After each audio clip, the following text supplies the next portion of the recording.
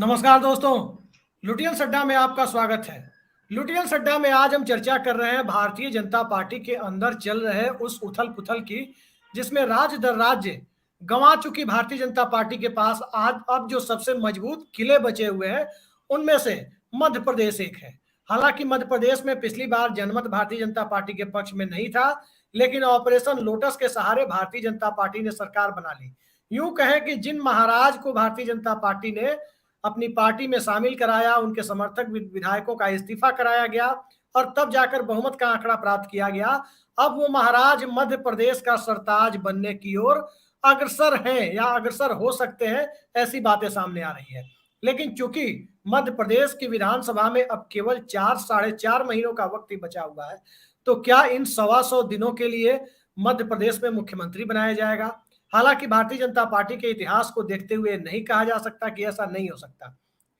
कल भारतीय जनता पार्टी के पूर्व अध्यक्ष और मौजूदा गृह मंत्री अमित शाह ने स्पष्ट कर दिया कि मध्य प्रदेश में फिलहाल किसी परिवर्तन की गुंजाइश नहीं के बराबर है, नहीं दिख रही है।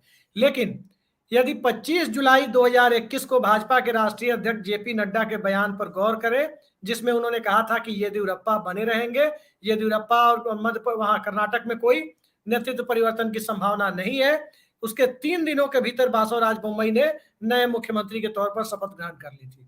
सवाल यह भी है कि विधानसभा सत्र जो 5 दिनों तक चलना था, 15 जुलाई तक चलना था, उसे आज ही क्यों अनिश्चितकाल के लिए स्थगित किया गया? और सवाल यह भी है कि ज्योतिरादित्य सिंधिया जो भोपाल कम आते हैं, दिल्ली ग्वालियर के बीच ही उनकी मूवमेंट ज्यादा होती है। पिछले 24 घंटों में 2 बार भोपाल आए हैं।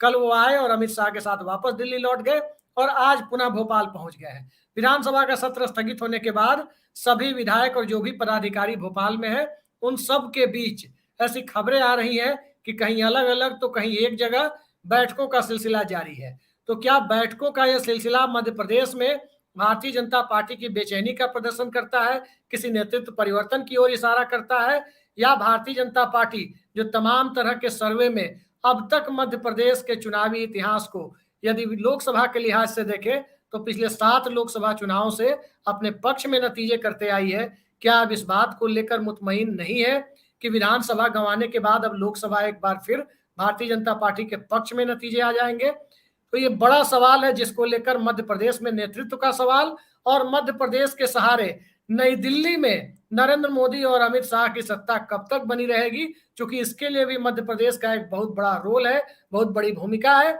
लिहाजा मध्य प्रदेश की चुनावी बिसात पर आने वाले कुछ दिनों या कुछ घंटों में क्या हो सकता है, इन सारे सवालों पर हम आज लुटियन सड्डा में चर्चा करेंगे। और इस चर्चा के लिए हमारे साथ मौजूद है वरिष्ठ पत्रकार, कई सारे समाचार चैनलों के साथ एक बेहद लंबा वक्त बिता चुके, चैनल हेड जैसी बहुत महत्वपूर्ण भूमिका निभा चुके सतीश के सिंह जी हमारे साथ मौजूद है। मध्य प्रदेश के पूर्व विधायक और समाजवादी चिंतक डॉक्टर सुनीलम जी हमारे साथ मौजूद है। वरिष्ठ पत्रकार प्रकाश हिंदुस्तानी जी, हम राकेश पाठक जी। लेकिन प्रकाश हिंदुस्तानी जी, मैं सबसे पहले आपके पास आ रहा हूं। विधानसभा का सत्र 5 दिनों के बदले 2 दिन में ही अनिश्चितकाल के लिए स्थगित करने की नौबत क्यों आई है? आनंद फानंद में अनुपूरक बजट को पास कराया गया और अनिश्चितकाल के लिए स्थगित कर दिया गया, और स्थगन के बाद बैठकों का सिलसिला भी जारी है। और उन बैठकों में ग्वालियर वाले महाराज दिल्ली से आ भी चुके हैं, जो कल ही लौटे थे, अचानक वापस भी आ चुके हैं। ये सब क्या इशारा करता है?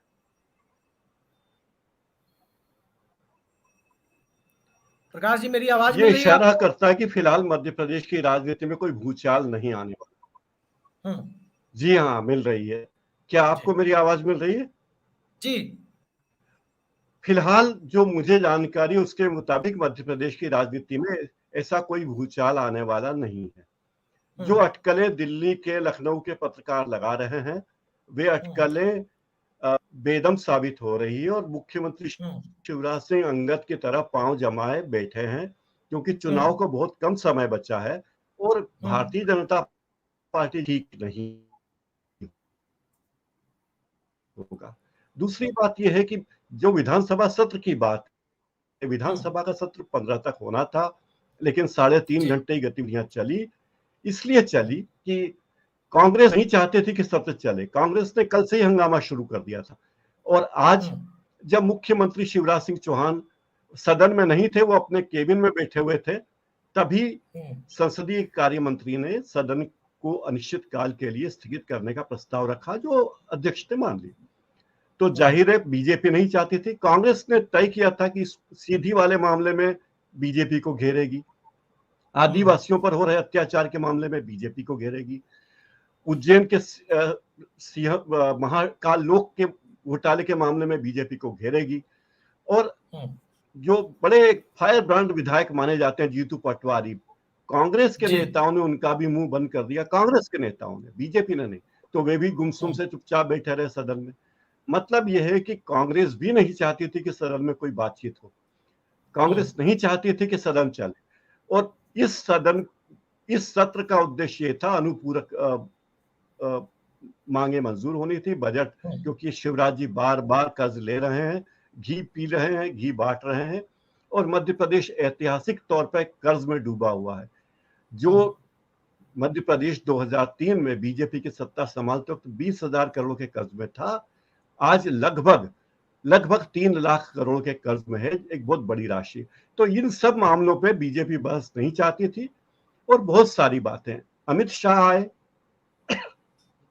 अमित शाह ने बता दिया कि भी ये 2 नए चच्चा आए हैं, ये दो नए चच्चा ही पार्टी पर निगरानी रखेंगे, यही नियंत्रण करेंगे, यही बताएंगे कि क्या होगा, कौन किस नेता को टिकट मिलेगा, कैसे मिलेगा।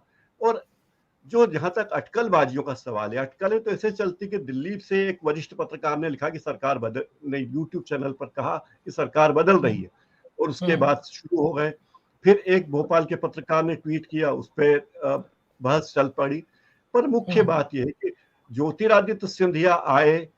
अब ज्योतिरादित्य सिंधिया ने अपने तर्क दिए हैं, क्योंकि राष्ट्रपति जी महामहिम ग्वालियर आ रही हैं एक विश्वविद्यालय के कार्यक्रम में, वहां महामहिम जी जाएंगी ज्योतिरादित्य सिंधिया के निवास पर भोजन के लिए। राकेश जी बहुत अच्छे से बता सकते हैं, राष्ट्रपति का इस तरह आना बहुत बड़ी। जी ठीक है, मैं आपकी आवाज भी थोड़ी कट रही है। राकेश पाठक जी, मध्य प्रदेश में भारतीय जनता पार्टी के पास अभी जो सरकार है, वो सरकार जनमत के सहारे नहीं, बल्कि वो सरकार ऑपरेशन लोटस के सहारे है। जनमत कांग्रेस पार्टी के पक्ष में था, और कांग्रेस पार्टी ने सरकार बनाई भी, 16 महीने तक चलाई भी। लेकिन इसके बाद जो नई सरकार बनी, उस नई सरकार में ऐसा क्या हो गया कि भारतीय जनता पार्टी अपने सबसे मजबूत गढ़ में, यूं कहे कि मध्य प्रदेश ही वो राज्य था जिस राज्य के बूते भारतीय जनता पार्टी 1991 से अब तक बुरे हालात में भी लोकसभा में 3 अंकों में बनी रही। अब आपको क्या लगता है कि मध्य प्रदेश के बारे में जो अटकलें हैं, शिवराज सिंह चौहान भारतीय जनता पार्टी के लिए बैगेज है, या 18 सालों का भारतीय जनता, क्यों कहे 20 सालों का, 2003 से 20 सालों का भारतीय जनता पार्टी का कार्यकाल भारतीय जनता पार्टी के लिए बैगेज बना हुआ है? देखिए अभिषेक, शिवराज सिंह और भारतीय जनता पार्टी दोनों 15 महीने का कार्यकाल छोड़ दें कमलनाथ का, तो लगभग 20 साल होने जा रहे हैं। बीच में कुछ महीनों में भारती शुरुआत में और बाबूलाल गौर के रहे। स्वाभाविक तौर पर एक सत्ता विरोधी मानस और रुझान जनता के बीच में आ जाता है, चाहे वो कोई भी व्यक्ति हो। शिवराज सिंह की जगह कोई और होता तब भी ऐसा हो जाता है। लेकिन मध्य प्रदेश में हालात इसलिए बदले हुए हैं क्योंकि ये जो सरकार है इस बार की, इस पारी में शिवराज सिंह चौहान ज्योतिरादित्य सिंधिया के खेमे के दल बदल, सिंधिया और उनके खेमे के दल बदल के चलते सत्ता में आए हैं। सिंधिया के आने के बाद बीजेपी में अब जो चुनाव से पहले हालात बन रहे हैं, आप सब उस जुमले को कई बार सुन चुके होंगे, डॉक्टर प्रकाश जी भी कई बार बोल चुके हैं, शिवराज भाजपा, नाराज भाजपा, महाराज भाजपा। उस सब के चलते ही अमित शाह को आनंद फानंद में कल भोपाल आना पड़ा, एक मीटिंग ली। जो प्रकाश जी ने दो लोगों के लिए जिक्र किया, भूपेंद्र यादव और अश्विनी वैष्णव। मैंने अपने वीडियो में उन्हें हेड मॉनिटर कहा है कि शिवराज और विष्णुदत्त शर्मा के ऊपर 2 और हेड मॉनिटर नियुक्त किए गए हैं कि वही चुनाव समन्वय करेंगे, वही पूरे चुनाव अभियान का संचालन करेंगे। तो स्वाभाविक तौर पर मध्य प्रदेश को लेकर बीजेपी चिंतित है। ज्योतिरादित्य सिंधिया को लेकर जो कयास लगाए जा रहे हैं वो मुझे नहीं लगता कि फलीभूत होंगे।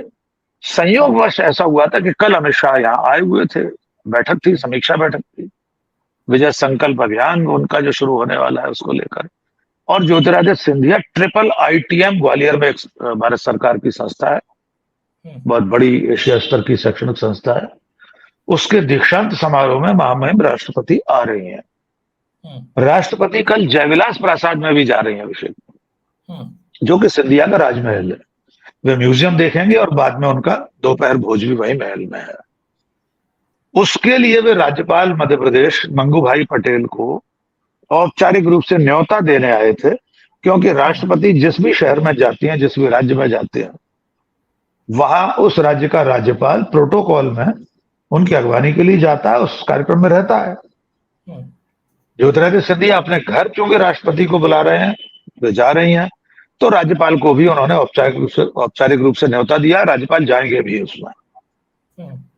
ये जो संयोग बने, अमित शाह का कल भोपाल में होना, दोनों प्रभारी सह प्रभारी का होना, समीक्षा बैठक में अमित शाह का ये कहना कि मध्य प्रदेश में बीजेपी कार्यकर्ता इतना खफा क्यों है, ये भोपाल के बड़े अखबार की पहले पेज की हेडिंग है। तो कयासबाजी स्वाभाविक है, राजनीति में कयास लगते हैं, लगने लगे कि सिंधिया मुख्यमंत्री बन गए। एक चीज बताइए सर आप कि अगर आज ज्योतिरादित्य सिंधिया को वापस भोपाल आना था तो दिल्ली में ना कोई कैबिनेट बैठक थी, ना कोई ऐसी बड़ी चीज थी जिसके लिए प्रधानमंत्री ने उनको बुलावा भेज दिया हो कि वो कल दिल्ली चले गए और फिर आज भोपाल पहुंचे हैं। इस पर लोगों को लग रहा है कि भाई माजरा क्या है आखिर। मैं उसी पर आ रहा हूं। देखिए, कल अमित शाह जो दिशा निर्देश देकर गए थे कि चुनाव की तैयारी में लग जाओ, आप सब लोग जुट जाओ, मिलजुल कर चुनाव लड़ना है वगैरह वगैरह, उसको लेकर एक तैयारी बैठक थी। कल की बैठक के पालन प्रतिवेदन में उसके लिए ज्योतिरादित्य सिंधिया आए थे और वे ग्वालियर चले गए। यहां से आकर वे विधायक दल की बैठक में शामिल नहीं हुए, जैसा कि एक हमारे भोपाल के पत्रकार साथी ने पहले ट्वीट किया, बाद में उन्होंने उसको एडिट कर दिया, क्योंकि ब्लूटूथ वाले एडिट भी कर सकते, हम लोग तो एडिट भी नहीं कर सकते किसी भी ट्वीट को। लेकिन पहली सूचना वो, और भोपाल के दिल्ली के हमारे वरिष्ठ साथी प्रकाश जी जिनका जिक्र कर रहे हैं, उन्होंने भी कह दिया था कि ज्योतिरादित्य सिंधिया आज शपथ लेंगे। अब आज का दिन तो पूरा निकल गया, ज्योतिरादित्य सिंधिया जा चुके हैं ग्वालियर, कल राष्ट्रपति आ रही हैं, तो कब शपथ लेने वाले हैं। मुझे भी ऐसा लगता है, आपने जो भी संभावनाएं दिल्ली या कर्नाटक की बताई, उसके बावजूद मध्य प्रदेश न कर्नाटक है न दिल्ली है। यहां अब चुनाव के मौके पर मुख्यमंत्री बदलना जोखिम भरा काम है। शिवराज सिंह आज भी मध्य प्रदेश में सबसे ज्यादा बड़े नेता है, सबसे लोकप्रिय नेता है। लाडली बहना योजना के जरिए वे महिलाओं तक, वोटरों तक पहुंचने की कोशिश कर रहे हैं। पार्टी भी जानती है कि सत्ता विरोधी रुझान है, कार्यकर्ता संतुष्ट है, कार्यकर्ताओं के असंतोष के खफा, अमित शाह के शब्दों में इतना खफा, इन्वर्टेड कॉमा में, तो ये जो इतना खफा कार्यकर्ता है उसको लेकर पार्टी सतर्क है। उसको पता है कि मध्य प्रदेश में हालात अच्छे नहीं है, इसलिए ये कयासबाजी चलती है। फिर भी मुझे नहीं लगता कि फिलहाल परिवर्तन होने जा रहा है। संगठन में कुछ परिवर्तन हो सकते हैं। मैंने अपने अलग से एक वीडियो में बताया है कि बीजेपी मध्य प्रदेश में कट्टर हिंदुत्व वाली राह पर चलना चाहती है, उसके लिए ही कवायद चल रही है। शायद उमा भारती और जयवान सिंह पवैया जैसे फायर ब्रांड नेताओं को मुख्य धारा में लाने की कोशिश हो, उन्हें संगठन में कोई दायित्व दिए जाए, ऐसा हो सकता है, ये मेरा अनुमान है।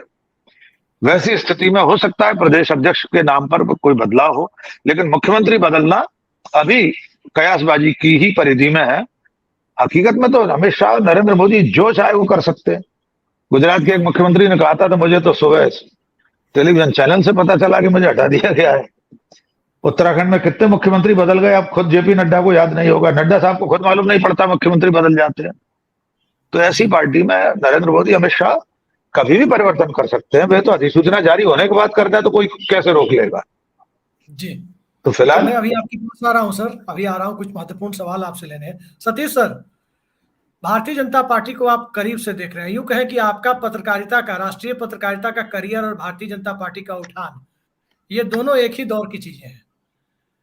भारतीय जनता पार्टी 90 के दशक में मुख्य विपक्षी दल के रूप में सामने आती है। उस वक्त आप लोग, ये टेलीविजन पे हम लोग देखा करते थे आप लोगों को, बचपन के दौर में जब घर के लोग टीवी देखते थे, हम लोग मैच देखने की जिद करते थे, उस दौर में आप लोग टेलीविजन पर थे। तो बीजेपी को आपने ये भी देखा है कि एक राज्य में चुनाव के 50 दिन पहले महंगे प्याज के से जो नेगेटिविटी बनी हुई थी उसको पॉजिटिविटी में कन्वर्ट करने के लिए, एंटी इनकम्बेंसी को खत्म करने के लिए एक सम्मानित महिला नेता को मुख्यमंत्री बनाया गया। ये अलग बात है कि चुनाव बीजेपी हार गई, मुख्यमंत्री समेत पूरा कैबिनेट बदल दिया गया एक राज्य में, वो भी हम लोगों ने देखा चुनाव के पहले। भारतीय जनता पार्टी में यह भी देखा गया कि एक राज्य में सबसे बड़े जनाधार वाले नेता को कर्नाटक में मुख्यमंत्री पद से हटाया गया, इसके बावजूद कि 2 दिनों पहले तक राष्ट्रीय अध्यक्ष कह रहे थे कि कोई परिवर्तन की संभावना नहीं है। जेपी नड्डा साहब ने उस दौर में ये बात कही थी, अब अमित शाह साहब भोपाल में कह के गए हैं। लेकिन जो चर्चाएं चल रही है उनमें ग्वालियर बेल्ट से ही, सुनीलम जी को खुश होना चाहिए, ग्वालियर बेल्ट से ही 3 नाम चल रहे हैं सबसे ज्यादा, नरेंद्र सिंह तोमर, नरोत्तम मिश्रा और ज्योतिरादित्य सिंधिया, कि यदि होता है तो इन्हीं में से होगा। क्या आपको लगता है ज्योतिरादित्य सिंधिया को बढ़त इस वजह से तो नहीं है क्योंकि उनकी बुआ को भी पड़ोसी राज्य में किनारे लगाया जाना है? बहुत लंबा आपने आख्यान दिया है, तो सबका जवाब देना होगा। देखिए, जो भारतीय जनता पार्टी से अभी हाल के दिनों में बहुत सारे कई नेता ग्वालियर संभाग के ही कांग्रेस में शामिल हो गए, 5500 गाड़ी लेके पहुंचे। ज्योतिरादित्य सिंधिया भारतीय जनता पार्टी में नए हैं, लेकिन ज्योतिरादित्य सिंधिया भारतीय जनता पार्टी के रूलिंग एलिट शाह साहब और मोदी जी के नुमाइंदे।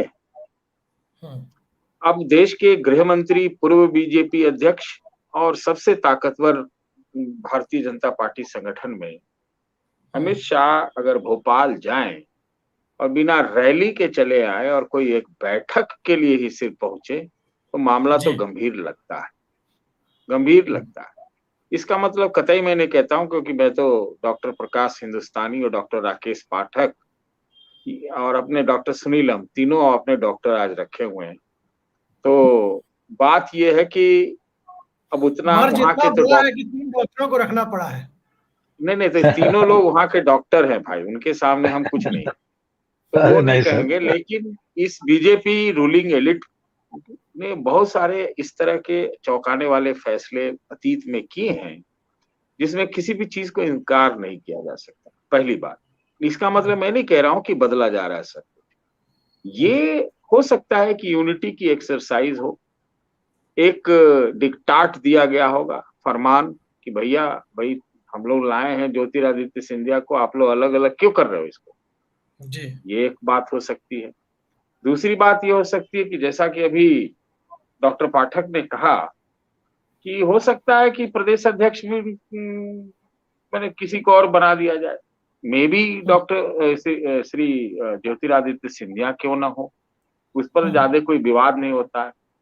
इससे क्या होता है कि शिवराज सिंह का जो एकाधिकार है, वो भी कभी प्रधानमंत्री के दावेदार हुआ करते थे ना, मतलब कहा जाता था कि एक प्रोजेक्शन हो सकता है उनका, एक सरप्राइज हो सकता है।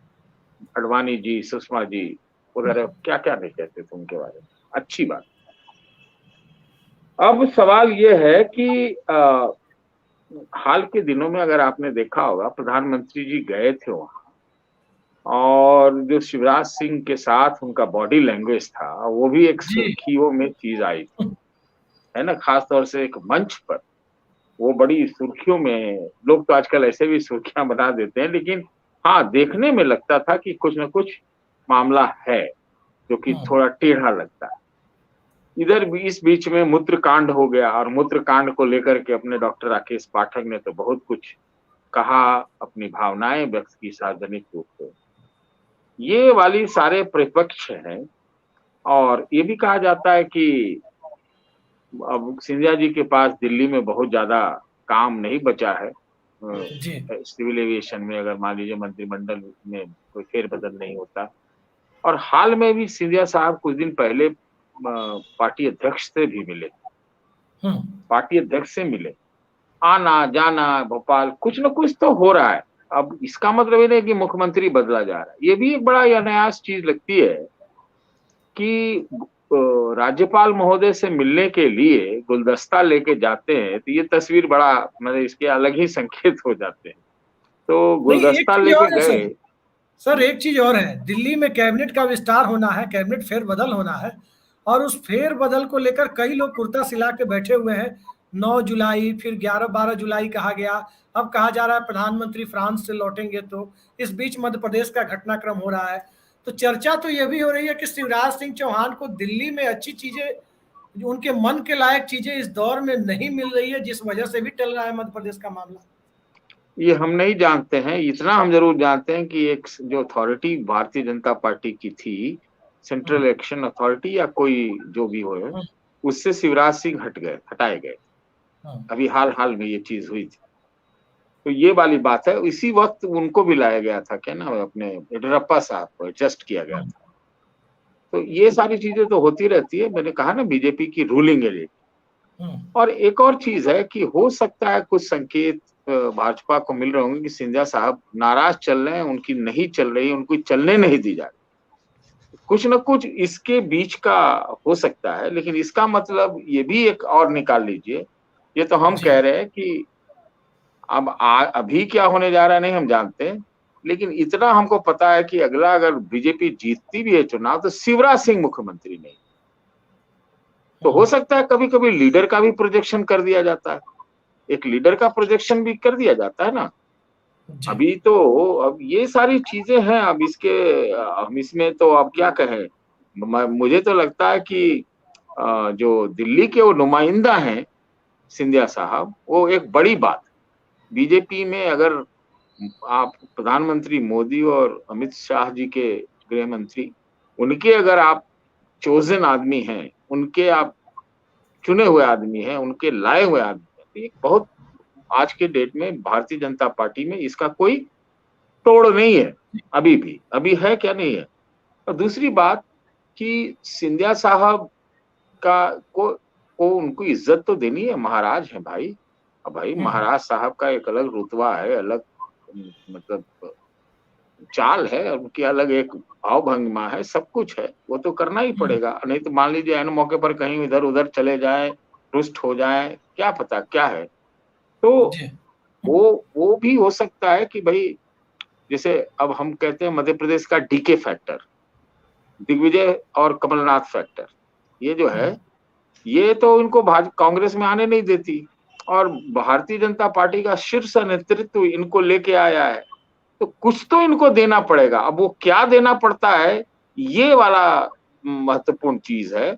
बहुत लोग तो चाहते होंगे भाजपा में, वहां पर मध्य प्रदेश में, कि अच्छा है सिंधिया जी चले जाए कांग्रेस से, क्योंकि वो जैसे अभी बता रहे थे ना कि कौन कौन भाजपा नाराज, शिवराज और महाराज, तो और भी एक और भाजपा होगी ना भाई, जो वो लोग भी तो देख रहा होगा कि भाई कहाँ से आदमी आया, इसकी इतनी कितनी बनती है, और हम लोग यहीं रह गए, क्या हो गया। तो ये सारी चीजें एक डायनामिक्स तो काम कर रही है। हाँ, अब बाकी तो जैसे तीनों डॉक्टर हैं, उनसे आप ज्यादा जान लीजिए। हमको तो लगता है डॉक्टर सुनीलम को बड़ी खबर रहती है।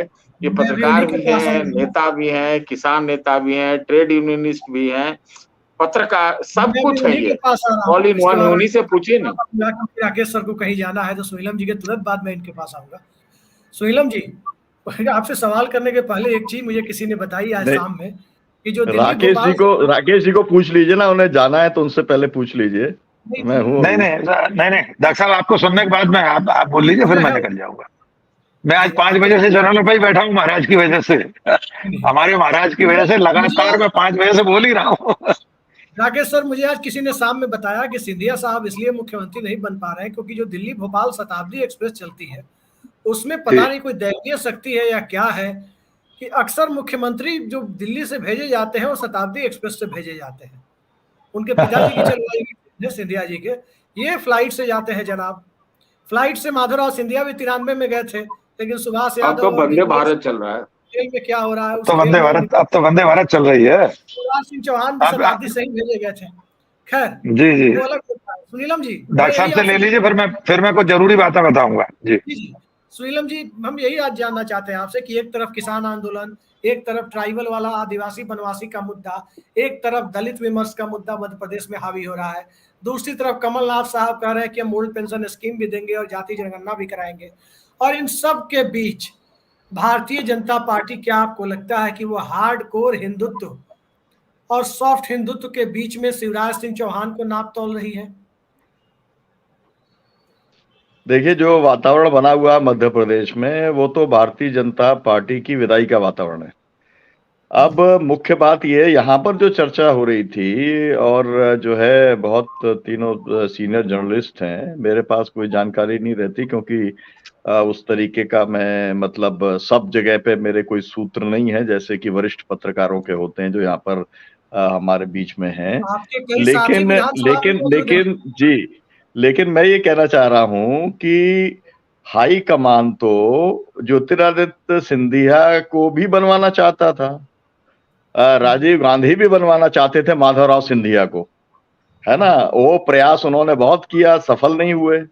इसके बाद हाईकमान जो है राहुल गांधी मतलब जो है वो भी बनवाना चाहते थे ज्योतिरादित्य सिंधिया को, वो भी सफल नहीं हुए।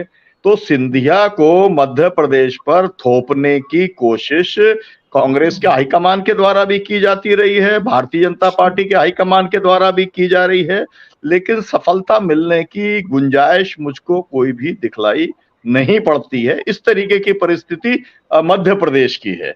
ये बात मैं साफ साफ तौर पे कहना चाहता हूँ। इसमें कोई लाइकिंग, पर्सनल लाइकिंग और डिसलाइकिंग का मामला नहीं है। भाई सब लोग ये कहते हैं कि इतना बड़ा वो जो मूत्र विसर्जन कांड हुआ उसके अंदर तुरंत जो है शिवराज सिंह ने बैठा करके पैर धो लिए और आचमन भी कर लिया। माधव राव ये जो करेंगे क्या ज्योतिरादित्य सिंधिया, इसके लिए वो तैयार होंगे क्या? मैं आपको देखिए, स्टेट की पॉलिटिक्स जो है ना वो बहुत टफ पॉलिटिक्स होती है और स्टेट की पॉलिटिक्स जो है वो सबके बस की बात नहीं होती है। स्टेट की पॉलिटिक्स करने के लिए जो है वो बहुत ज्यादा जो है मतलब पापड़ बेलने पड़ते हैं। तो मेरा एक तो कहना ये है कि अब ये जो हवा सब जगह पे चलती है और खबरें बनती हैं, उसके अंदर जो है दो खबर बनाने वाले तो यहीं पे बैठे। डॉक्टर साहब ने भी जो हवा चलाई कि बिल्कुल इंतजार कीजिए, दिल थाम करके बैठिए, आपने भी कह दिया दिल थाम करके बैठिए। तो हमारे जैसे लोगों को तो मतलब इसका बहुत बहुत क्लियर कट है कि मतलब कोई रिप्लेसमेंट जो है वो भारतीय जनता पार्टी की कार्यशैली का वो हिस्सा है। हमने बिल्कुल मतलब मैं बहुत स्पष्ट तौर पे कह सकता हूं कि मतलब जिस मैंडेट के ऊपर आई थी भारतीय जनता पार्टी, वो आई थी दिग्विजय सिंह को केवल और केवल इसलिए हटा पाई थी क्योंकि उमा भारती के लिए मैंडेट था, है ना। और उनको धक्या करके अचानक बना दिया उन्होंने, है ना। बाबूलाल गौड़ जो है, बाबूलाल गौड़ जिंदगी में नहीं सोच सकते थे। मैं उस दिन शहडोल में था और सुबह सुबह मैंने उनको बधाई दी थी, है ना, 6:30 बजे, और उन्होंने मुझसे कहा कि मेरे को अपमानित कर रहे हो आप। और शाम को उन्होंने जब वो बन गए तो उन्होंने पूछा कि किसने आपको खबर दी, आरएसएस का आदमी आप बताइए। मैंने कहा आपके आगे पीछे कोई नहीं है, इसलिए मेरा मूल्यांकन था कि इसलिए आपको बनाएंगे ताकि कभी भी आपको बाहर किया जा सके, है ना। और बिल्कुल वैसे ही हुआ, उनको बाहर कर दिया गया। तो भारतीय जनता पार्टी की ये अपनी संस्कृति है, वो कभी भी किसी को बना सकते हैं, किसी को हटा सकते हैं। कांग्रेस ने भी इस तरीके से तमाम सारे प्रयोग करने का काम किया है। लेकिन यहाँ पर क्योंकि एक जो लीगेसी है ना, जो सिंधिया की लेगेसी है, जो ही यहाँ पर ये बात चली कि भाई ज्योतिरादित्य सिंधिया आएंगे, तो ही यहाँ पर चला कि अंग्रेजों का साथ देने वाले फलाना फलाना, यहाँ पर तुरंत ही वाली बात चलने लग जाती है। क्योंकि यहाँ पर एक बैकवर्ड जो पॉलिटिक्स की भी एक कॉन्शियसनेस काम कर रही है और वो काफी ज्यादा है। और ये शिवराज सिंह चौहान को इसका बहुत बड़ा एडवांटेज है। इसके पहले जो है मतलब इसका एडवांटेज उमा भारती जी को भी इसका बहुत बड़ा एडवांटेज मिला था कि जो है वो लोग जो एक तरीके से राजशाही वाली ये पॉलिटिक्स करते रहे या वहीं पे पैदा हुए या उनके खानदान की जो राजनीति की, उनको ये काम करना बहुत कठिन है। इसलिए चाहकर भी राहुल गांधी नहीं बनवा पाए, चाहकर भी उनके पिताजी को जो है वो राजीव गांधी नहीं बनवा पाए। ये यहाँ की कंपल्शन है इस मध्य प्रदेश की पॉलिटिक्स का। तो मैं ये नहीं कह रहा कि थोप नहीं सकते, थोपने को तो जो चाहे थोप सकते हैं। जैसा यहाँ पर कहा गया कि उत्तराखंड में अगर 5 बदल दिए तो कहीं पर भी बदल देंगे, आप क्या कर लोगे। लेकिन फिलहाल जो है उनका उपयोग वैसे ही किया जाएगा जैसे कांग्रेस पार्टी ने किया। कांग्रेस पार्टी ने उनको जो है लगाया था और खूब जोता, 110 सभाएं उनकी करवाई, तमाम सारा उनसे काम करवाया और उन्हें बनाया हुआ था अभियान समिति का अध्यक्ष। ऐसे यहाँ पर भी उन्हें अभियान समिति का अध्यक्ष बनवाएंगे, खूब उनसे प्रचार प्रसार करवाएंगे, बढ़िया काम लेने का काम वो करेंगे और उसके बाद में जो भी कुछ होगा वो उनके पक्ष में नहीं होगा। और वैसे भी जब जनता ही पक्ष में नहीं, अभी भारतीय जनता पार्टी के तो मतलब कुछ है ही नहीं मामला कि आप कौन बनेगा कौन नहीं बनेगा। अभी तो बिल्कुल स्थिति जो है जनता पक्ष में यहाँ नहीं है पर, तो देखिए सुनीलम जी, देखिए जब मैं आपको जनता बताऊं, पक्ष में नहीं कर्नाटक है के अंदर देखिए तब हम तो लोग जो शिवराज है सिंह कर्नाटक नहीं है। को जी एक मिनट मैं कह रहा हूं अभिषेक जी, कर्नाटक को आपने कवर किया, 4 PM ने सब जो है चैनल ने कवर किया, जो सोशल मीडिया के चैनल हैं, वहां पर उतनी क्लियर कट नहीं था कर्नाटक में, है ना। यहाँ पर जो है एकदम क्लियर कट मामला है, क्योंकि यहाँ पर पिछली बार भी क्लियर कट था, है ना। तो इसलिए यहाँ पर है सीधा सीधा, और इसलिए इनको जो है बीच में ला करके इससे कुछ हासिल नहीं करेगी। क्योंकि आप ये समझिए कि जो भारतीय जनता पार्टी का संघ का जो कैडर है वो ज्योतिरादित्य सिंधिया के खिलाफ है, क्योंकि उनको लगता है कि हमारी पूरी जिंदगी लग गई, है ना, और ये अचानक आकर के हमारी खोपड़ी के ऊपर ये आदमी बैठ गया, है ना। तो उनको तो लगता है कि भाई हमारा भविष्य क्या है, और इसीलिए कितनी भी कोशिश कर लें वो, उनको बहुत बड़ा रिबेलियन देखना पड़ेगा। ये मैं आपसे कहना चाहता हूं, अगर ये थोप दें किसी भी स्थिति के अंदर, तो भारतीय जनता पार्टी के अंदर भी आपको टूट देखने के लिए मिलेगी। ये मैं कहना चाहता हूं, अगर वो ज्योतिरादित्य सिंधिया को सुनीलम जी, थोपने का काम मैं करते हैं। आपको बता दूं, जी मैं यहाँ से देख रहा हूँ कि अभी 10,000 जी से ज्यादा लोग आपको लाइव देख रहे हैं, लाइव शो में आज। तो जी जी जो बात आप कह रहे हैं वो मध्य प्रदेश में ग्रामीण अंचलों तक, कोने कोने तक पहुंच रही है। राकेश पाठक जी कुछ महत्वपूर्ण बात करना चाहते हैं। जी प्रकाश जी, जी हम जी क्षमा चाहेंगे, इनको निकलना है, इसलिए जी, मैं पहले की बात बिल्कुल करते हैं। अभिषेक, मैं बिंदुवार 2-3 चीजें स्पष्ट कर दूं। आदरणीय सतीश जी ने कहा कि वे महाराज हैं। सतीश जी, वे महाराज थे जब तक कांग्रेस में थे, अब वे भाई साहब हैं। भारतीय जनता पार्टी में ज्योतिरादित्य सिंधिया को भाई साहब संबोधन से संबोधित किया जाता है। प्रकाश जी और सुनीलम जी इस बात को जानते हैं। दूसरी बात, वे मुख्यमंत्री नहीं बन पाए जो 2018 के है बाद ये भी। भी राकेश भाई साहब ये भी जोड़ दीजिए कि ठीक ही किया जाता है हाँ, बिल्कुल ना। ठीक ये किया जो जाता है। महाराज वाला कल्चर है जो कांग्रेस ने चलाया वो उसने गलत चलाया, बिल्कुल श्रीमंत वाला और बिल्कुल सही महाराज बात, वाला। बिल्कुल बिल्कुल बिल्कुल सही बात है, बिल्कुल।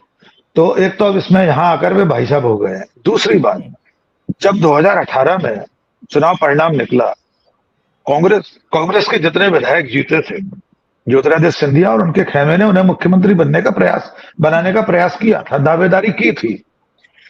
चुनाव परिणाम के अगले दिन 27 सफदरजंग जो ज्योतिरादित्य सिंधिया का निवास था, बीच में उन्हें हारने के बाद खाली करना पड़ा था। लोग कहते हैं शायद उस निवास के लिए उन्होंने दल बदल किया, भगवान जाने। वहां पर दरी और चादर बिछाकर, फर्श बिछाकर सिंधिया समर्थक विधायकों ने धरना दिया था। सतीश सर, आपको भी याद होगा, सुनीलम जी और डॉक्टर साहब तो जानते ही हैं। कुल मिलाकर 12 से 18 विधायक धरने पर बैठे थे। अब आप बताइए, 114 विधायकों में से जिसके साथ 10-12 विधायक है उसे मुख्यमंत्री बनाती पार्टी, या जिसके साथ 90 और 100 विधायक थे? तो जिसके साथ ज्यादा विधायक थे वो मुख्यमंत्री बना, कमलनाथ मुख्यमंत्री बन गए। अब जो बात अभी डॉक्टर सुनीलम ने बहुत अच्छा संकेत दिया कि राष्ट्रीय स्वयंसेवक संघ और भारतीय जनता पार्टी का जो समर्पित कार्यकर्ता है, जिसे पार्टी देव दुर्लभ कार्यकर्ता कहती है, जिसके नाम पर वो तीसरी भाजपा बन गई है, नाराज भाजपा, वो इस महाराज भाजपा से नाराज होकर जो बनी है, उसकी स्थिति क्या है? उसमें स्थिति यह है कि आज की तारीख में ज्योतिरादित्य सिंधिया को बीजेपी का सांसद डॉक्टर केपी यादव, जिसने चुनाव हराया था, वे टेलीविजन इंटरव्यू में कहते हैं मूर्ख है सिंधिया। शाजापुर के पूर्व विधायक जो बीजेपी के जिलाध्यक्ष रहे हैं, उन्होंने कहा नामर्द सिंधिया। सत्यनारायण सत्तन कहते हैं कि भिखारी है सिंधिया, अपनी थाली सजाने आए हैं। आप कल्पना कर सकते हैं, जब कांग्रेस में थे वे, तो क्या कांग्रेस के किसी नेता ने उन्हें नामर्द कहा? कांग्रेस के किसी नेता ने उन्हें मूर्ख कहा? कांग्रेस के किसी नेता ने उन्हें भिखारी कहा?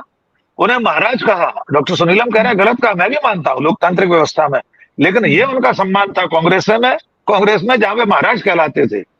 लेकिन आज जिस पार्टी में वे हैं, वहां उन्हें इतने अपमानजनक शब्दों के साथ संबोधित किया जा रहा है, और पार्टी कोई एक्शन नहीं ले रही उन लोगों के खिलाफ जिन लोगों ने सिंधिया जी के लिए ऐसे शब्दों का प्रयोग किया है। आप कल्पना कर सकते हैं कि अभी तो वे मुख्यमंत्री बने नहीं है, मुख्यमंत्री बनने के लिए चर्चा मात्र निकली है, उससे पहले योजनाबद्ध तरीके से पार्टी के भीतर से ही उनके खिलाफ आवाजें उठवाई जा रही हैं। क्या हम लोग इतने भोले वाले हैं कि हम इस बात को नहीं समझे कि कैलाश विजयवर्गीय जैसे नेता?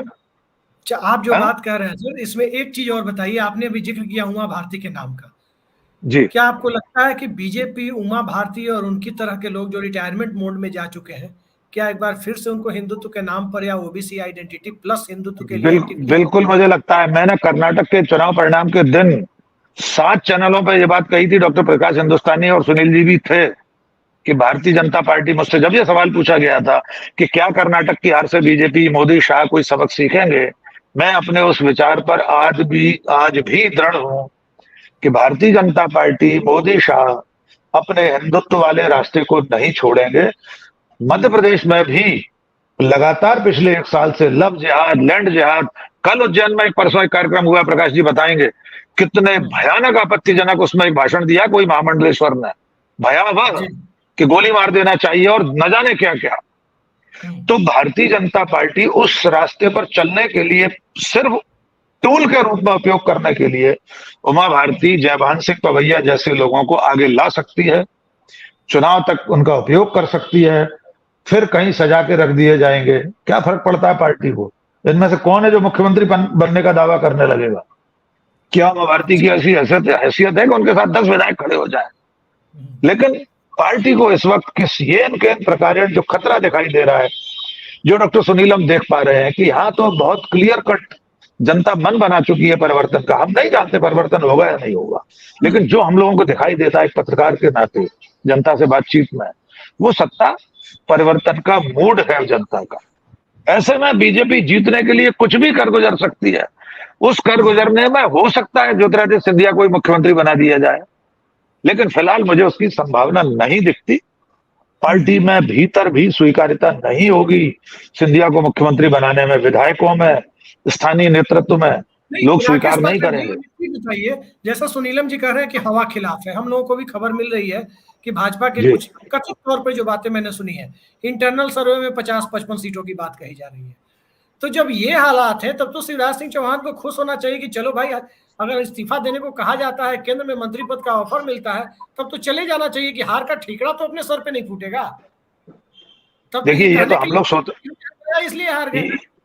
लेकिन देखिए जब सत्ता के शिखर पर कोई व्यक्ति बैठे होता है तो उसके आसपास जो लोग होते हैं, खास तौर से नौकरशाह, मध्य प्रदेश की नौकरशाही का एक कॉकस है, वो मुख्यमंत्री को बहुत इतने कर्रे तरीके से घेरे हुए हैं। डॉक्टर सुनीलम मुस्कुरा रहे हैं, समझ रहे हैं इस बात को, प्रकाश जी भी जानते हैं। वो जो रिपोर्ट देते हैं मुख्यमंत्री को, वो ठकुर सुहाती वाली रिपोर्ट होती होगी कि साहब आपने जो लाडली बहना योजना लागू की है, इंदौर में कल 1.25 लाख महिलाएं थी सड़क पर, 1.5 लाख महिलाएं होगी शायद।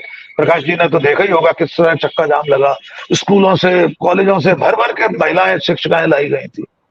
तो मुख्यमंत्री को रिपोर्ट तो ये दी जाती होगी, साहब ये देखिए महिला कह रही है कि हम तो अगले 7 जन्म शिवराज को वोट देंगे, शिवराज तो हमारे मामा है, भांजियों के मामा है। उस रिपोर्ट से इन सर्वे रिपोर्ट को दबा दिया जाता है, जो हम लोग धरातल पर देखते हैं, जो सुनीलम जी धरातल पर देखते हैं, जो प्रकाश जी देखते हैं। तो मुझे नहीं लगता शिवराज सिंह ये मान रहे होंगे कि वे हारने जा रहे हैं, और कोई भी क्यों मानेगा। कौन सा वहां बसवराज बोम्बई मान रहे थे कि वे बाहर हो जाएंगे और 60 सीटर रह जाएंगे कर्नाटक में। बिल्कुल आप सही कह रहे हैं सर। मैं इजाजत लूंगा सर, मुझे आप तीनों विद्वज्जनों से अनुमति दीजिए। आपने जो सवाल उठाए हैं सतीश सर से उसके जवाब चाहेंगे, लेकिन पहले प्रकाश जी से हम जानते हैं। प्रकाश सर, मध्य प्रदेश को अगर हम देखते हैं ज्योग्राफिकल तौर पर, तो आप चाहे बघेलखंड की बात करें, बुंदेलखंड की करें, ग्वालियर की करें, मालवा निमाड़ अंचल की बात करें, या महाकौशल की बात करें, या भोपाल बेल्ट की ही बात कर लें, क्या आपको लगता है कि इतने सारे अलग अलग रीजन्स को कहीं ना कहीं स्पेसिफाई करने वाला कोई नेता शिवराज सिंह चौहान के अलावा भाजपा के पास नहीं है? ये वो मजबूरी है कि शिवराज सिंह चौहान कैरी किए जा रहे हैं? काफी हद तक आपकी बात सही है। शिवराज सिंह चौहान का विकल्प फिलहाल बीजेपी के पास तो कोई नहीं है। तोमर जी जो है क्षेत्र विशेष के नेता हैं, कैलाश विजयवर्गीय विवादों में हैं, प्रभात झा एक हाशिए पे हैं, नरोत्तम मिश्रा ब्राह्मण हैं, एक जाति विशेष के हैं। जाति विशेष के तो जितने हैं सभी हैं। ज्योतिरादित्य सिंधिया एक इंटरव्यू में कहते हैं हम कुर्मी हैं, नरेंद्र सिंह तोमर ठाकुर है, तो फिर ब्राह्मण को ही क्यों? हाँ, लेकिन शिवराज सिंह चौहान भी किसी न किसी जाति से आते हैं, निशाने पे वही है। और मुख्य बात है कि कांग्रेस दुआ कर रही होगी कि ज्योतिरादित्य सिंधिया को मुख्यमंत्री पद के लिए प्रस्तावित कर दिया जाए और ज्योतिरादित्य सिंधिया मध्य प्रदेश के मुख्यमंत्री बन जाएं, ताकि कांग्रेस के लोग चुनाव प्रचार में जोर शोर से कह सके कि जिस व्यक्ति ने हमारी पीठ पर छुरा घोंपा था उसे बीजेपी ने जाके मुख्यमंत्री बना दिया, उनका सपना पूरा हुआ। अगर ऐसा होता, बीजेपी इस बात को जानती कि अगर ऐसा होगा तो अभी जितनी सीटें बीजेपी को मिलने वाली होंगी वो और भी कम हो जाएगी। पहले ही बीजेपी तकलीफ में है और वो और कोई खतरा लेना नहीं चाहेगी। शिवराज सिंह चौहान के बारे में ये बात 100% सही है कि वो ब्यूरोक्रेट सरकार चला रहे हैं। शिवराज सिंह चौहान या उनकी कैबिनेट मध्य प्रदेश की सरकार को नहीं चला रही। वो 4-5 ब्यूरोक्रेट्स होंगे जिनके कहने पे, और आजकल तो शिवराज सिंह विधायकों से भी आसानी से मिलते नहीं है जितनी आसानी से वो ब्यूरोक्रेट्स से मिलते हैं। तो उन्हें ये लगने लगा कि मेरी सत्ता केवल ब्यूरोक्रेट्स के कारण बची हुई है, और ब्यूरोक्रेट्स उन्हें ज्ञान देते हैं कि देखिए लाडली बहना योजना में अगले महीने राखी आएगी, तो राखी पर आप 1,000 रुपये महीना वाले को 1,250 रुपए कर दीजिए। घोषणा पहले कर चुके कि हम 3,000 रुपए तक ले जाएंगे, क्योंकि पैसे अभी नहीं है तो दे नहीं पा रहे हैं। उन्होंने कहा हम 3,000 रुपये महीना तक, ये घोषणा कर दी उन्होंने कि, और विज्ञापनों में लिखा कि अभी 1,000 आगे 3,000, बड़े बड़े हरफों में लिखा गया। जबकि कांग्रेस 1,500 रुपए का वादा कर चुकी है, कांग्रेस के अपने वादे हैं, तो बीजेपी ने उसका वादा वो तोड़ निकालने की कोशिश की है। मध्य प्रदेश की राजनीति में फिलहाल के लिए, चुनाव तक के लिए बीजेपी को लगता है कि शिवराज सिंह का रहना बीजेपी के सेहत के लिए अच्छा है।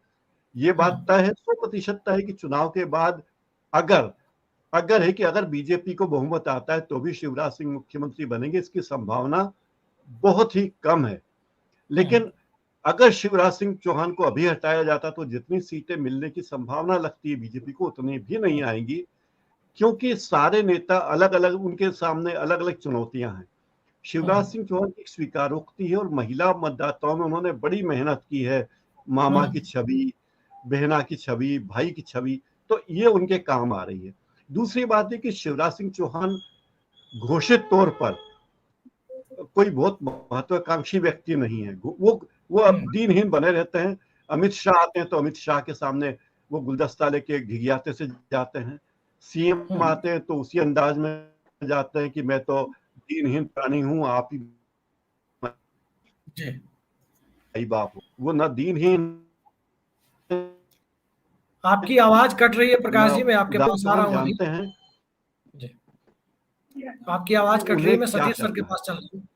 जी Satish sir, Kuno national park में जो चीते लाए गए थे उनमें से 7 चीतों की मौत हो चुकी है।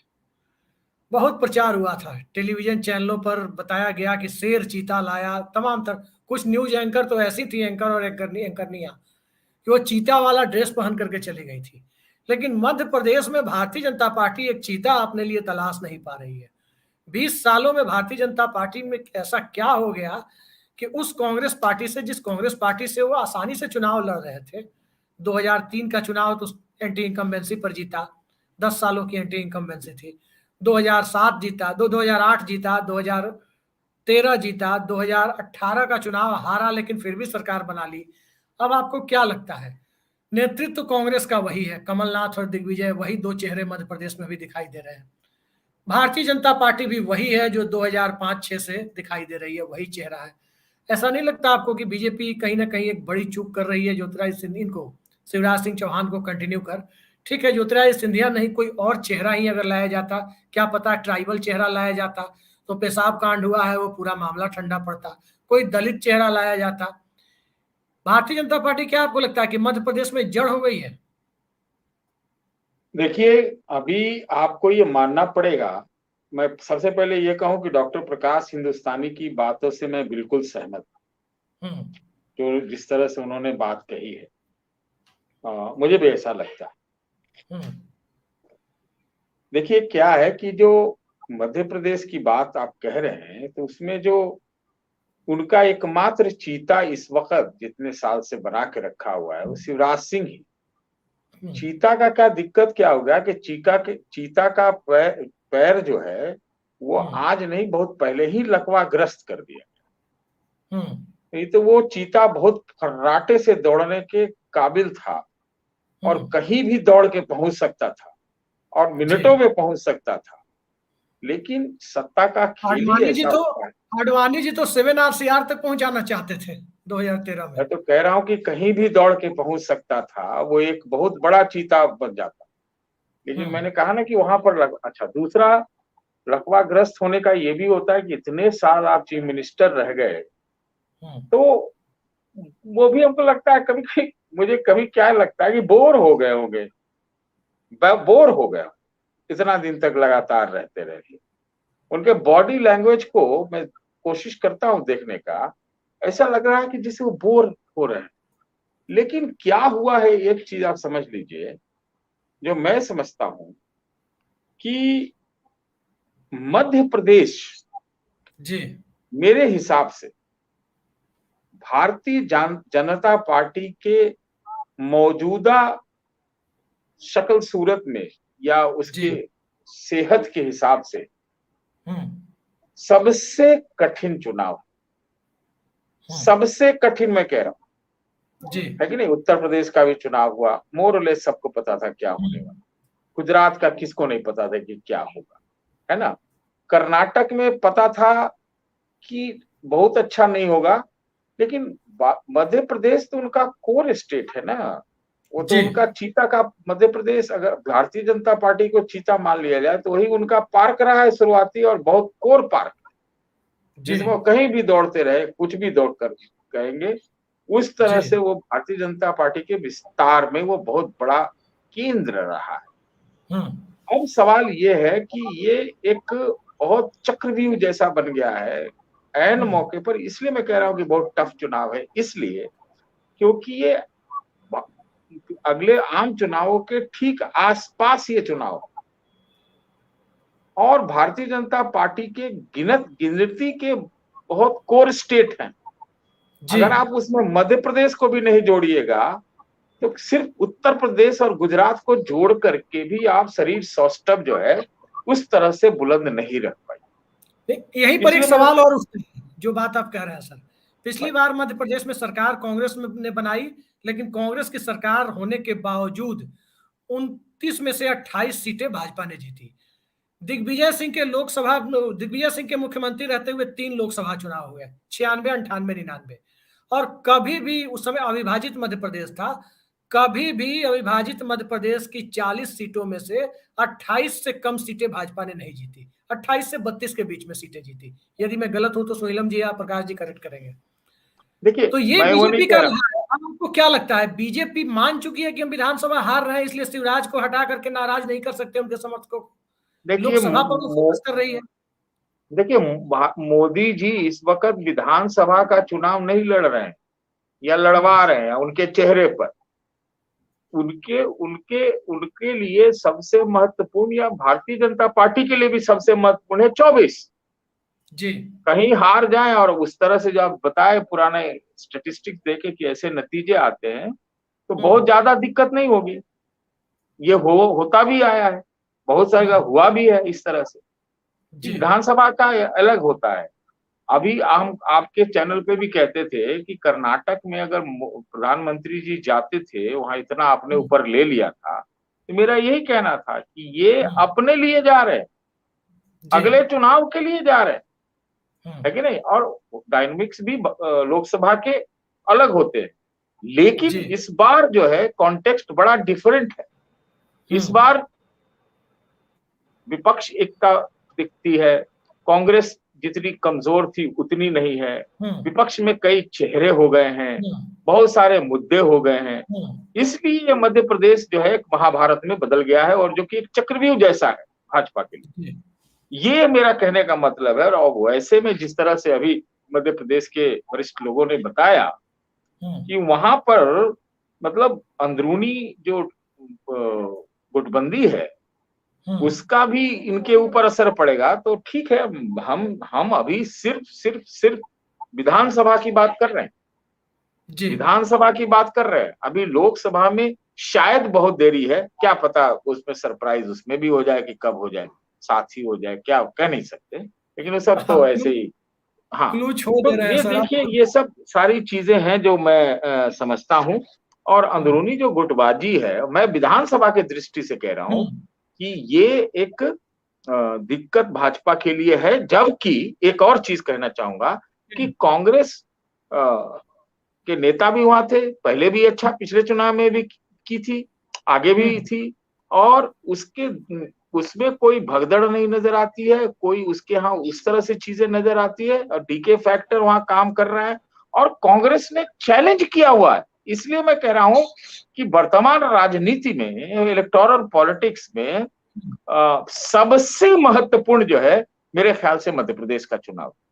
आप जो सवाल का, आप जो बात कह रहे हैं उसमें बड़ा रोचक सवाल मैं सुनीलम जी से जानना चाहता हूँ। सुनीलम जी, मध्य प्रदेश में कमलनाथ साहब कह रहे हैं कि हम सत्ता में आते ही ओल्ड पेंशन स्कीम भी दे देंगे, यानी एक तरह से हर बूथ के सरकारी कर्मचारी को अपने कब्जे में ले लेंगे। अपरोक्ष रूप से कहने का मतलब यही है। दूसरा, वो जाति जनगणना भी कराने की बात कर रहे हैं सत्ता में आते ही।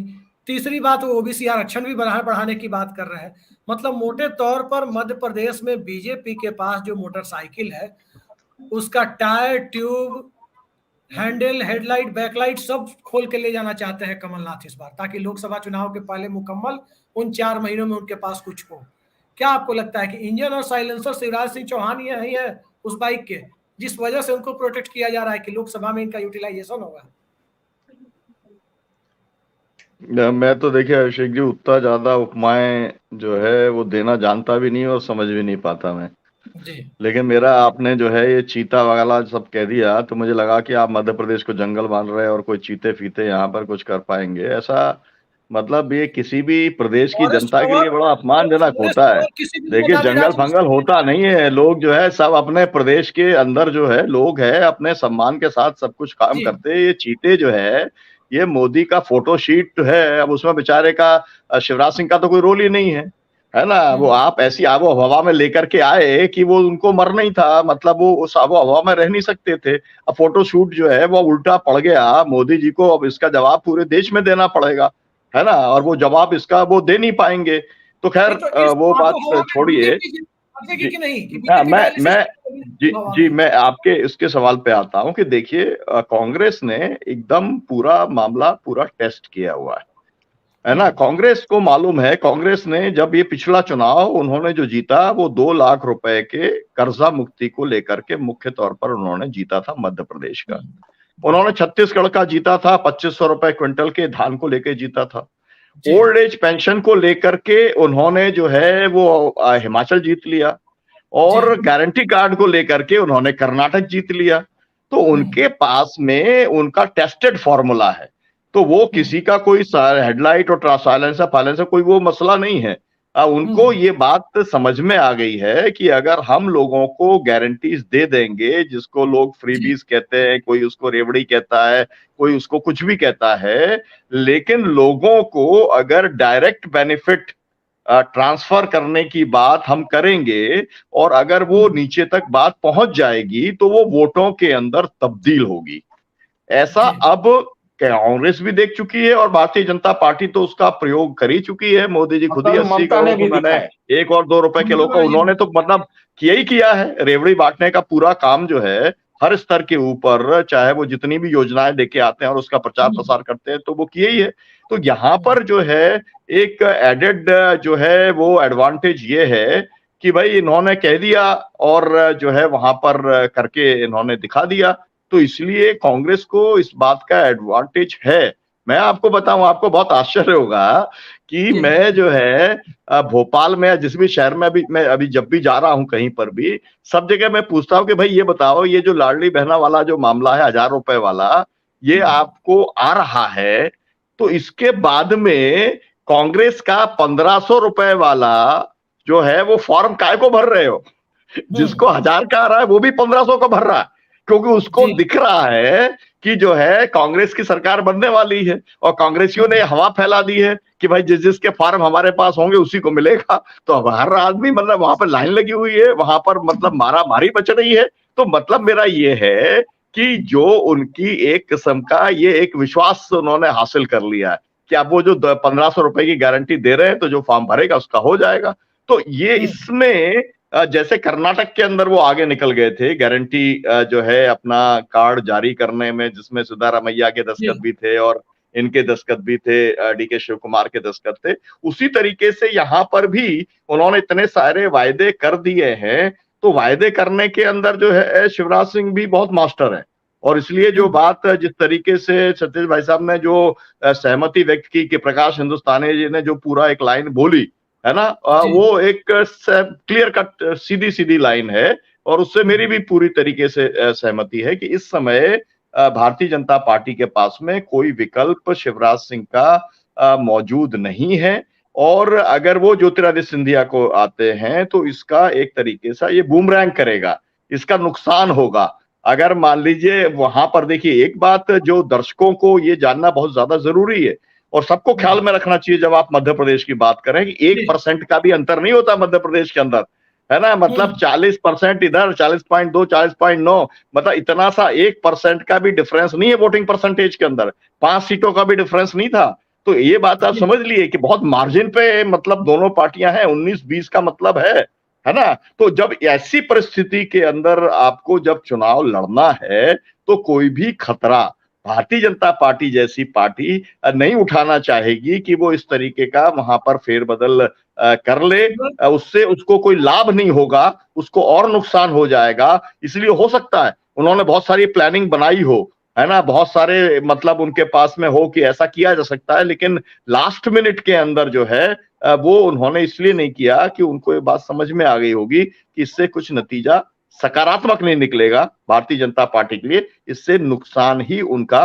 होने वाला है। और ये जो बात एक शायद आपने कही थी या जिनने कही थी कि आपके मित्र हैं, आप ही ने कही थी मित्र हैं तो बहुत खुश होना चाहिए। तो आपको मालूम है कि नरेंद्र सिंह तोमर जो है किसान आंदोलन के सबसे बड़े विलन हैं, क्योंकि उन्हीं ने 3 कानूनों को लेके आए और आखिरी तक उसको डिफेंड करते रहे, है ना। मोदी जो वापस ले लिए है फिर भी उसको वो डिफेंड करने का काम करते रहे, है ना। तो हमारा तो इनका क्लियर कट सीधा सीधा विरोध का मामला है ही। और नरोत्तम मिश्रा जो है, नरोत्तम मिश्रा कोई मतलब यहाँ पे कुछ अपना स्कीम बना ले, लेकिन मध्य प्रदेश के अंदर पूरे राज्य के एक नेता के तौर पर उनकी कोई स्वीकार्यता नहीं है। उस तुलना में नरेंद्र सिंह तोमर की कुछ बेहतर स्वीकार्यता हो सकती है। स्वीकार्यता नहीं है जो बात आप कह रहे हैं। तो 2005 में शिवराज सिंह चौहान कितने बड़े चेहरे थे, विदिशा के सांसद कितने बड़े चेहरे थे तब। बिल्कुल बिल्कुल, मैं मानता हूं कि वो चेहरे बिल्कुल भी नहीं थे।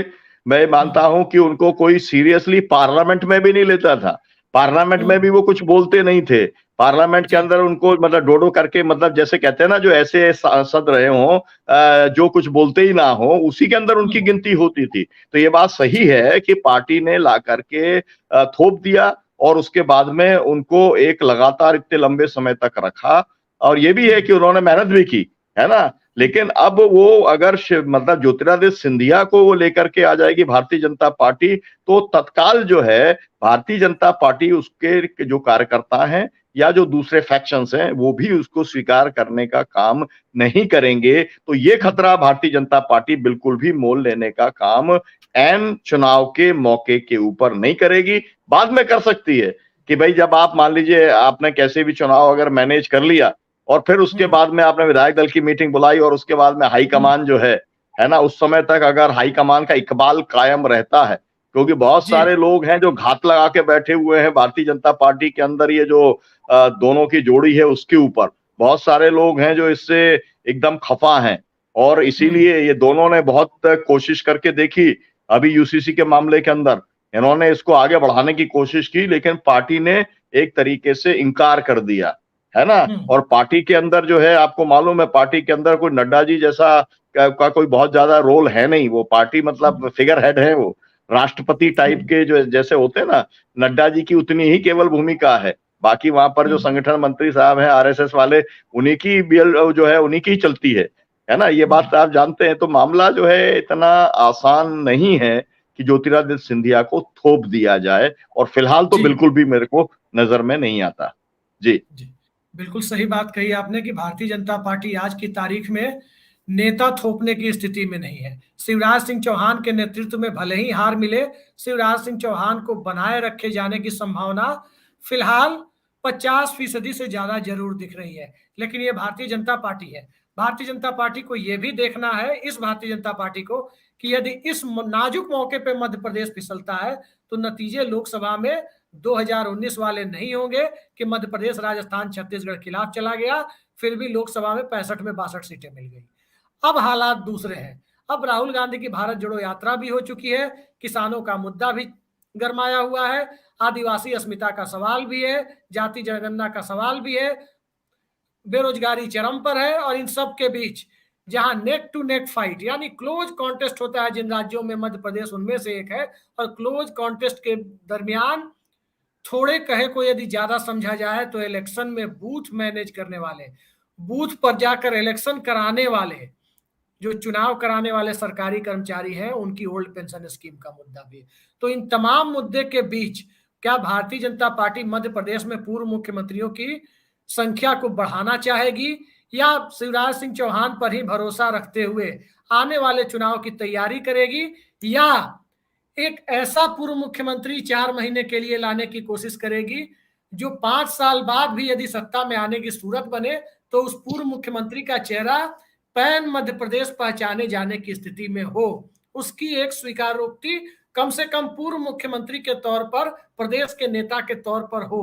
तो ये तैयारी 2023 की भारतीय जनता पार्टी कर रही है, या 23 में भारतीय जनता पार्टी मान चुकी है कि जनमत पूरी तरह से खिलाफ है, तो 28 के लिए एक पूर्व मुख्यमंत्री और एक नया चेहरा जो 28 में भी जिस पर दांव लगाया जा सके, उसकी भी तैयारी कर रही है। ये आने वाला वक्त बताएगा, लेकिन फिलहाल ऐसा लगता है कि शिवराज सिंह चौहान को कुछ दिनों के लिए या पूरे अगले 4 साढ़े 4 महीनों के लिए संभवतः मोहलत मिल गई है। मिली है या नहीं मिली है, ये बात देश के प्रधानमंत्री नरेंद्र मोदी और गृह मंत्री अमित शाह ही जानते होंगे। बाकी बीजेपी में सरप्राइज हमेशा होते रहते हैं, तो इंतजार कीजिए कि कहीं कोई सरप्राइज ना हो जाए।